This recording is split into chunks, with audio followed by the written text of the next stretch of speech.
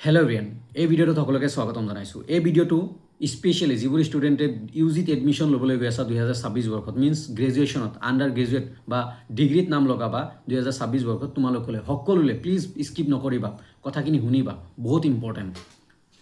দেখা গৈছে last 1 week আগত মই এটা বস্তু চাৰ্কুলেট হোৱা দেখিছোঁ যে যিবোৰ ষ্টুডেণ্ট নতুন ষ্টুডেণ্ট বা তোমালোকে ডিগ্ৰী কলেজীয়া জীৱন এইচএছৰ পৰা কলেজত নামভৰ্তি কৰিবলৈ আহিছা বা মেট্ৰিক পাছ কৰি এইচএছত নামভৰ্তি কৰিবলৈ আহিছা বিভিন্ন কলেজত, যেনে এক্সাম্পল লৈছোঁ Guwahati university, Dibrugarh university, BS college, Barnagar college, BU, Bhattadev university, তাৰপিছত বি বৰুৱা কলেজ, ডিফাৰেণ্ট কলেজত তোমালোকে নামভৰ্তি কৰিবা বা কৰিছা বা কৰিবা, আগন্তুক দিনত ডিগ্ৰী ষ্টুডেণ্টবোৰে কৰিব। বাট এছাম ষ্টুডেণ্ট আছে যিবোৰ ষ্টুডেণ্টে কি কৰে যে যিবোৰ ষ্টুডেণ্টৰ পাৰ্চেণ্টেজ কম সেইবোৰ ষ্টুডেণ্টৰ পৰা ধন বিচাৰে যে মই তোমাৰ এডমিশ্যন কৰি দিম, তোমাৰ এই ডিপাৰ্টমেণ্টত মই এডমিশ্যন কৰি দিম, মোক 20,000 25,000 টকা দিয়া। এয়া বাৰু কি কালচাৰ? এয়া দালালৰ কালচাৰ নেকি? য়েছ, দালালৰ কালচাৰ। মই ডাইৰেক্টলি ক'ম দালালৰ কালচাৰ।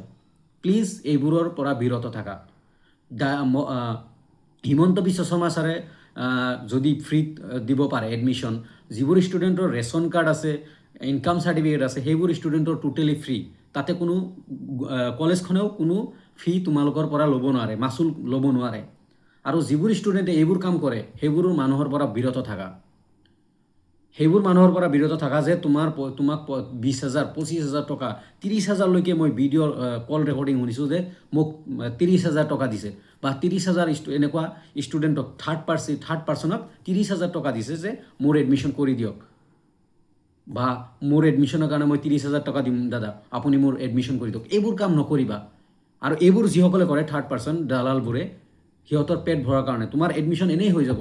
যিমান ষ্টুডেণ্ট আছা তোমাৰ ভাল পাৰ্চেণ্ট যদি এনেই হৈ যাব, তাৰপিছত কাউন্সিলিঙত ক'ৰবাত নহয় ক'ৰবাত তুমি এডমিশ্যন পাই যাবা। বাট এইবোৰ কাম নকৰিবা। আৰু যিবোৰ ষ্টুডেণ্টে এইবোৰ কাম কৰে বা যিবোৰ দালালবোৰে কৰে, সেইবোৰ দালালৰ এইবোৰ কাম বন্ধ হ'ব লাগে। তোমালোকে যদি এইবোৰৰ বলি হৈছা, কোনোবাই তোমাক পইচা খুজিছে, তোমাক কোনোবাই প্ৰলোভন দিছে যে তোমাৰ এডমিশ্যন কৰি দিম, দেন তুমি ইয়াৰ এগেইনষ্টত মাত মাতা। ভাই, ব্ৰাদাৰ্ছ এণ্ড ছিষ্টাৰ, মাত মাতা। আজি যদি তুমি পইচা দি এডমিশ্যন লৈ আছা, সেই এডমিশ্যনৰ কোনো মূল্য নাথাকে, একদম অনেষ্ট কথা কৈছোঁ। চ' তোমালোকে ইয়াৰ এগেইনষ্টে মাত মাতা। কাকো তোমালোকে, মোৰ বিনম্ৰ অনুৰোধ, একদম বিনম্ৰ অনুৰোধ, তোমালোকে ইয়াৰ এগেইনষ্টে মাত মাতা। আৰু 100% তোমালোকে ক'ৰবাত নহয় ক'ৰবাত এডমিশ্যন পাই যাবা। যিমান ষ্টুডেণ্ট আছা ক'ৰবাত নহয় ক'ৰবাত এডমিশ্যন পাই যাবা। বাট এইবোৰ কাম নকৰিবা। আৰু এইবোৰ কাম যিবোৰ ষ্টুডেণ্টে কৰি আছে বা যিবোৰ মানুহে কৰে তাৰ এগেইনষ্টত থিয় দিবা। চ' এইবোৰ কাম বন্ধ হ'ব লাগে। যিমান ষ্টুডেণ্ট আছে মই সেইকাৰণে সতৰ্ক বাণীটো দিছোঁ যে তোমালোকে এইবোৰৰ পৰা বঞ্চিত থাকা। কাৰোবাক টকা দিবা, কিবা কৰিব, কিবা এডমিশ্যন, যদি তোমাৰ কিবা কাৰণত এডমিশ্যন নহয়, যদি কিবা কাৰণত তুমি ধৰা পৰি গ'লা, তোমাৰ কেৰিয়াৰটো বৰবাদ হৈ যাব। ছাপ'জ তুমি কাৰোবাক পইচা দিছাই, মই এক্সাম্পল ধৰি লৈছোঁ যে তুমি কাৰোবাক পইচা দিছা তোমাৰ এডমিশ্যনৰ কাৰণে, দেন তোমাৰ কি হ'ব? যদি ধৰা পৰা তোমাৰ কি হ'ব?